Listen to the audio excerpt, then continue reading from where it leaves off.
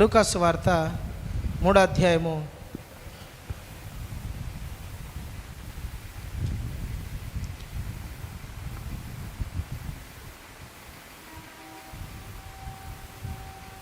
38వ వచనం చదవండి. చదువు. కేయినాను ఏనోషునకు, ఏనోషు షేతుకు, షేతు ఆదాముకు, ఆదాము దేవునికి కుమారుడు. ఆదాము ఎవరికి కుమారుడు అంట? చెప్పండి. ఆదాము ఎవరికి కుమారుడు? ఎవరి కుమారుడు?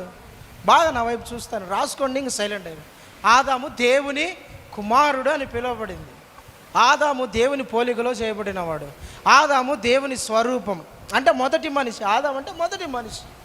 ఈ ఆదాము దేవుని ఇమేజ్, దేవుని స్వరూపంలో చేయబడినవాడు.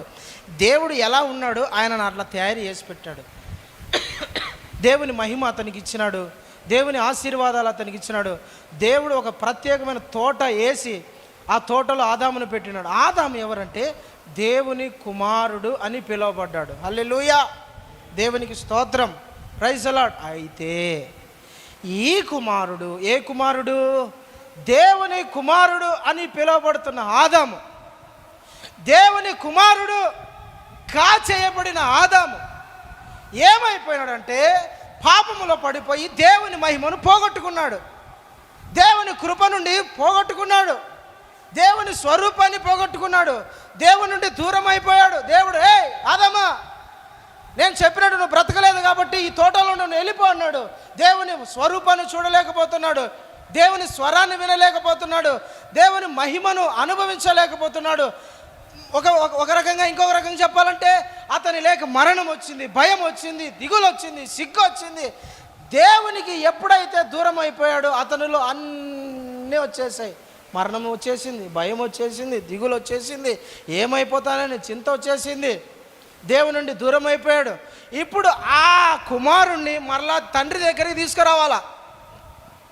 ఆ కుమారుడు తండ్రి దగ్గర రావాలా. తప్పిపోయిన కుమారుడు ఏ విధంగా అయితే తండ్రి దగ్గరికి వచ్చినాడో, ఈ ఆదాము సంబంధులు, ఆదాము కుమారులంతా, ఆదాము వంశమంతా, ఆదాము పిల్లలైన మనమందరం కూడా దేవుని దగ్గర రావాలా. తప్పిపోయి, పడిపోయి, పాపం చేసి పతనమైపోయి దేవుని మహిమకు దూరం అయిపోయిన ఆదామును మరలా ఎక్కడ తీసుకురావాలా? దేవుని దగ్గర తీసుకురావాలా. దేవుని దగ్గరికి తీసుకురావాలంటే ఎవరు రావాలా? మధ్యవర్తకు రావాలా. దేవుని దగ్గర నుండి ఒక వ్యక్తి రావాలా. హల్లెలూయా, దేవుని దగ్గర నుండి ఒక రావాలా. దేవుణ్ణి, పడిపోయిన ఈ మనిషిని కలిపే ఒక మధ్యవర్తి రావాలా. దేవుని మనిషిని ఇద్దరిని కలపాలంటే ఒక ఆయన రావాలా. ఆయన ఎవరో తెలిసిన? ప్రభు అయిన యేసుక్రీస్తు. హెబ్రీయుల పత్రిక 2వ అధ్యాయం, హెబ్రీయులకు రాసిన పత్రిక 2వ అధ్యాయం 15వ వచనం చదవను, 14-10 ఫాస్ట్గా చదవండి కొంచెం. కాబట్టి ఆ పిల్లలు రక్త మాంసములు గలవారు. ఆ పిల్లలు ఏ పిల్లలు? ఆదాము పిల్లలందరూ కూడా రక్త మాంసము గలవారైనందున ఆ ప్రకారమే మరణము యొక్క బలము గలవానిని అనగా అపవాదిని మరణము ద్వారా నశింపచేయుటకు జీవితకాలమంతా మరణ దయము చేత దాస్యమునకు లోబడిన వారందరిని విడిపించుటకు ఆయన కూడా. ఇది గుర్తుపెట్టుకో. ఆయన ఎవరైనా? యేసుక్రీస్తు అనే మాట ఒక నిమిషం పక్కన పెట్టండి. ఆయన అంటే మన హెబ్రీ పత్రిక 7వ అధ్యాయం 3వ వచనం చదివినాం కదా, జీవితమునకు ఆదినను అంతమైనను లేనివాడై ఉన్నాడు. చూసినావా? దేవునితో సమానుడని పిలువబడుతున్నాడు. చూసినావా? ఆయన ఎవరైనా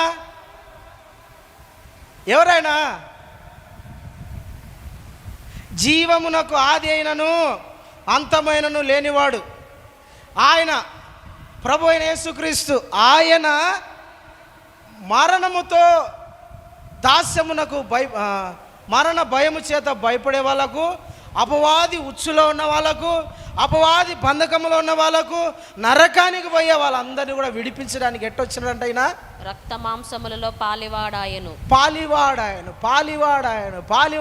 అంటే ఆయన కూడా పాలి పంపులు పొందినాడు, ఆయన కూడా పాల్గొన్నాడని అర్థం. హల్లెలూయా. ఆయన కూడా తన సహోదరుల వంటి వాడు కావలసి వచ్చిన అనే మాట ఉంటుంది కింద. అంటే ప్రియమైన దేవుని బిడ్డలారా, ఆదాము దేవుని కుమారుడు, ఆదాము పడిపోయాడు, ఆదాము మహిమను కోల్పోయాడు, ఆదాము దేవునికి దూరం అయిపోయాడు, మొదటి మనుషుడు పతనమైపోయాడు. ఈ మనుషుని మరలా దేవుని దగ్గరికి చేర్చాలంటే దేవుడై ఉన్న ప్రభు, ఆది అంతము లేని వాడై ఉన్నాడు, ఆ దేవుడే శరీరధారిగా భూమి మీదకి దిగి వచ్చినాడు. హల్లెలూయా. తండ్రి బాధను అర్థం చేసుకొని ఆదాము తప్పిపోయినాడు.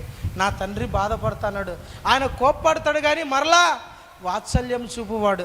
కోపపడతాడు, కొడతాడు, అంటాడు, తప్పు చేస్తే దండిస్తాడు, తప్పు చేస్తే శిక్షిస్తాడు, ఆయన కోపడతాడు. ఆయన కోపం వస్తుంది. కోపం వచ్చినప్పుడు ఆ కోపంలో 4 మాటలు అంటాడు, కొడతాడు అవసరం అయితే. తండ్రి ప్రేమించు కుమారుణ్ణి గర్తిస్తాడంట. తండ్రి శిక్షకు లోబడని ఉంటుంది. హల్లెలూయా, హల్లెలూయా. కోపడతాడండి. పెట్టినాడు కోపడతాడు, కోపడినాడు, తిట్టినాడు, అరిచినాడు, పోరా అన్నాడు. ఇంకా ఇన్ని మళ్ళా దగ్గర తీసుకొని వచ్చే పని ప్రభువైన యేసుక్రీస్తుది. హల్లెలూయా, హల్లెలూయా. మరలా వాడు రావాలా దగ్గరికి, ప్రభు దగ్గర రావాలా, తండ్రి దగ్గర రావాలా. తప్పిపోయినాడు అంటే నాశనం అయిపోతాడు, పడిపోతాడు, చెడిపోతాడు, పతనం అయిపోతాడు. కానీ దేవునికి అది ఇష్టం లేదు. ఒక వ్యక్తి పడిపోవడం, చెడిపోవడం, నాశనం అయిపోవడం యేసయ్యకి ఎంత మాత్రం తండ్రికి ఇష్టం లేనే లేదు. ఆయన కోపించుచూనే వాత్సల్యము చూపువాడు.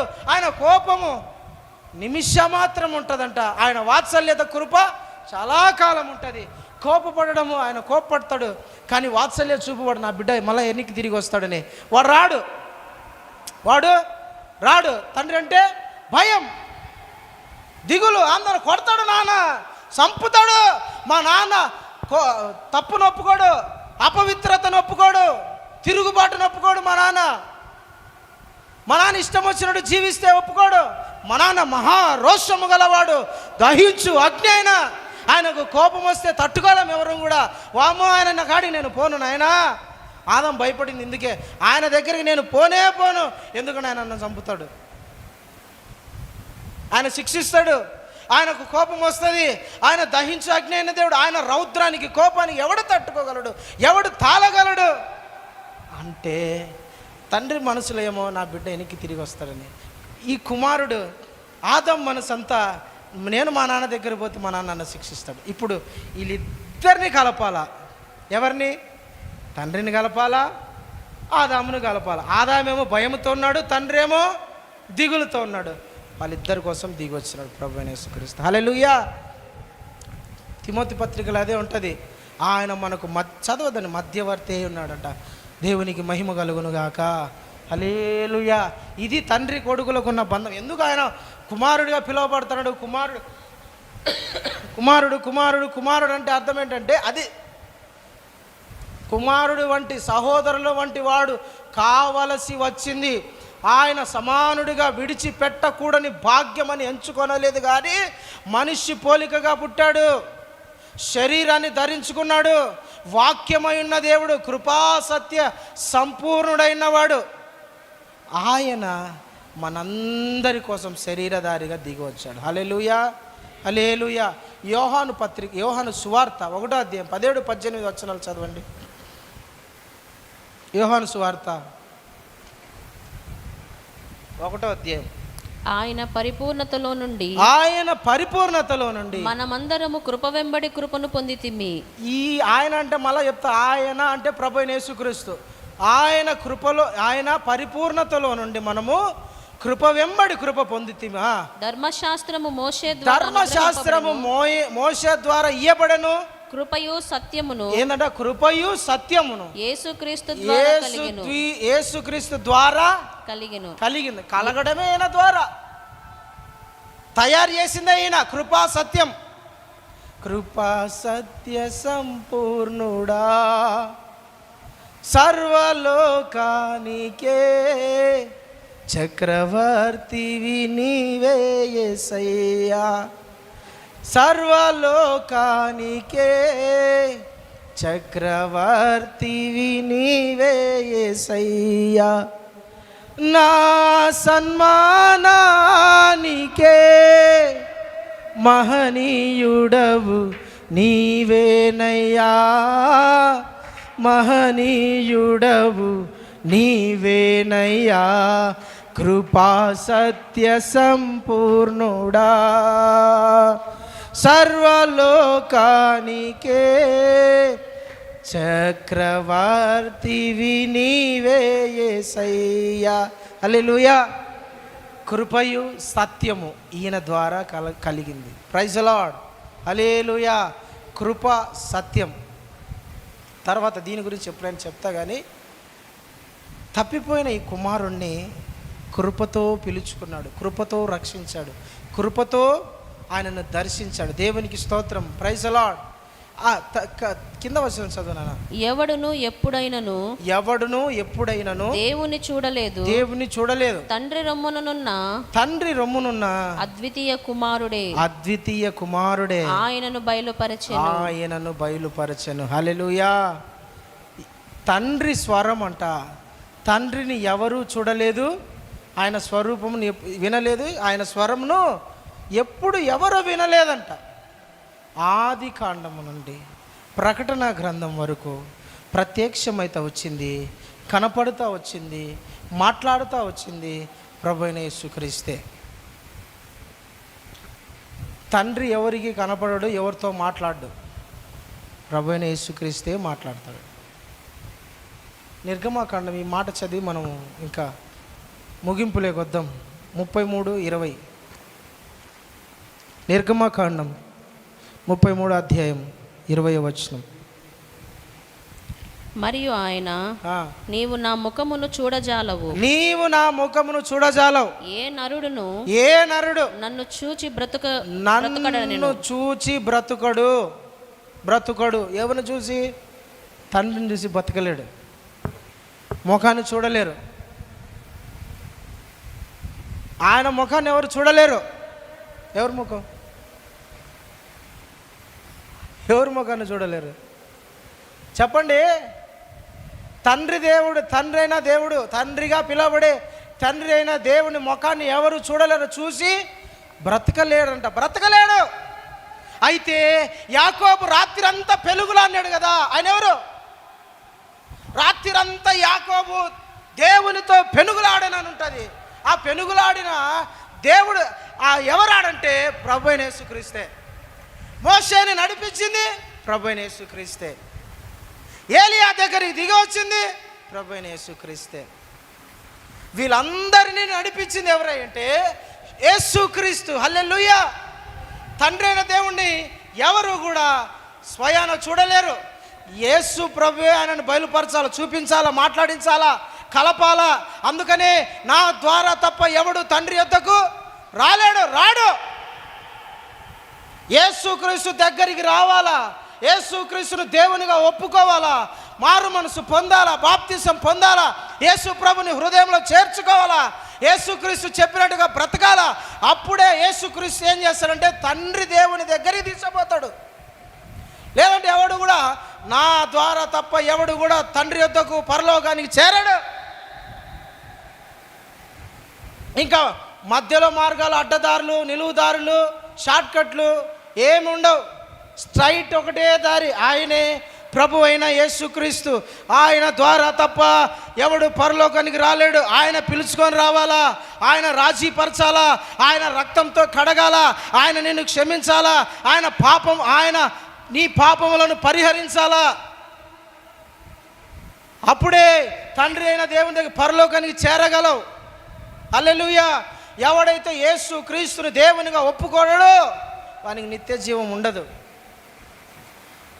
ఎవరైతే యేసును దేవునిగా ఒప్పుకోడో, సంపూర్ణమైన దేవుని యాక్సెప్ట్ చేయడో వాళ్ళకి నిత్య జీవం ఉండదు. ఎవరైతే యేసు క్రీస్తును దేవునిగా ఒప్పుకుంటారో, వాళ్ళు ప్రభుని హృదయంలో చేర్చుకుంటారో వాళ్ళకు నిత్య జీవం ఉంటుంది. దేవునికి స్తోత్రం కలుగును గాక. హల్లెలూయా, హల్లెలూయా. ఇప్పుడు భూమి మీదనే కుమారుడు, భూమి మీదనే పునరుద్ధానుడు అయ్యేంతవరకే కుమారుడు. తర్వాత కుమారుడు అనే పోస్ట్ ఉండదు ఆయనకు. తర్వాత కుమారుడు కాదు ఆయన, మీకు చాలామందికి అర్థం కావాల్సింది ఏంటంటే, భూమి మీద ఉన్నంత వరకే ఆయన పరలోకం నుండి యజ్ఞ పశువుగా అంటే కలువరి శిలువలో మరణించి పునరుద్ధానుడయ్యేంత వరకే ఆయన కుమారుడు. మళ్ళా కుమారుడు కాదాయన, కుమారుడు కాదాయన. ఆది కాండములో నుండి యేసు ప్రభు కలువరి శిలువలో మరణించి తిరిగి మూడో దినమున లేచి ఆయన పునరుద్ధానుడై మళ్ళా ఆరోహణమై పరలోకానికి వెళ్ళిపోయేంత ముందు రోజు వరకే కుమారుడు అని, తర్వాత కుమారుడు అని పిలువబడ్డాయన. ఎవరంటే ఆయన, ఈయన సర్వాధికారి అయిన దేవుడై ఉండి నిరంతరము స్తోత్రార్హుడై ఉన్నాడు. రోమిలకు రాసిన పత్రిక 9వ అధ్యాయం 2వ వచనంలో ఉంటుంది. శరీరమును బట్టి ఈయన ఇజ్రాయేలులో యూదులలో జన్మించను కానీ, చూడు, శరీరమును బట్టి రోమపత్రిక 9:2-5 శరీరమును బట్టి క్రీస్తు వీరిలో పుట్టెను. క్రీస్తు వీరిలో పుట్టిన శరీరాన్ని బట్టి పుట్టినాడు అంతే. ఈయన సర్వాధికారి అయిన దేవుడై ఉండి నిరంతరము స్తోత్రార్హుడై ఉన్నాడు. హల్లెలూయా, హల్లెలూయా. కేవలం యేసు ప్రభు ఎప్పుడు వరకంట, కుమారుడు పునరుద్ధానుడై పరలోకానికి ఆరోహణమై వెళ్ళేంత వరకే కుమారుడు. తర్వాత ఈయన సర్వాధికారి అయిన దేవుడై ఉండి నిరంతరము స్తోత్రార్హుడై ఉన్నాడు. ఈయన సర్వము మీద అధికారము గలవాడు. ఆయన అధికారాన్ని వదిలిపెట్టొచ్చాడు, విడిచిపెట్టాడు. దేవునితో సమానంగా ఉండట విడిచిపెట్టకూడని భాగ్యముగా ఎంచుకోవాలి, వదిలిపెట్టాడు. ఆయన ఒక అటు పక్కన పెట్టేసి, ఓకే డాడ్ వెళ్ళొస్తా, వచ్చేస్తాడు. ఆయన వదిలిపెట్టాడండి, ఆయన అధికారాన్ని పక్కన పెట్టాడండి. ఆయన శక్తిని, ప్రభావాన్ని, మహిమను అన్నిటినీ పక్కన పెట్టి శరీరధారిగా దిగి వచ్చాడు. ఇప్పుడు కూడా కుమారుడే అంటే కుమారుడిగా ఉన్నాడు ఆయన. ఎందుకుంటాడు? ఉన్నాడు ఆయన. ఇప్పుడు కుమారుడు కాదు ఆయన, సర్వాధికారి అయిన దేవుడే ఉండి నిరంతరము స్తోత్రార్హుడు. మత్తయి సువార్త 28లో ఉంటుంది, చదవద్దండి. 18లో ఉంటుంది. ఏమని? భూమి మీద నాకు సర్వ అధికారము ఇవ్వబడెను. ప్రకటన గ్రంథంలో ఉంటుంది 12వ అధ్యాయంలో అనుకుంటా. ఇదిగో నీవు నీ మహాబలమును స్వీకరించి ఏలుచున్నామని నీకు కృతజ్ఞతాస్తుతులు చెల్లించుచున్నామని ఉంటుంది. దేవునికి మహిమ కలుగును గాక. హల్లెలూయా. ఇప్పుడు ఆయన కుమారుడు, నాట్ ఎ సన్. ఆయన కుమారుడు కాదు. ఎవరంటే ఆయన సర్వాధికారి అయిన దేవుడై ఉండి నిరంతరము స్తోత్రార్హుడై ఉన్నాడు.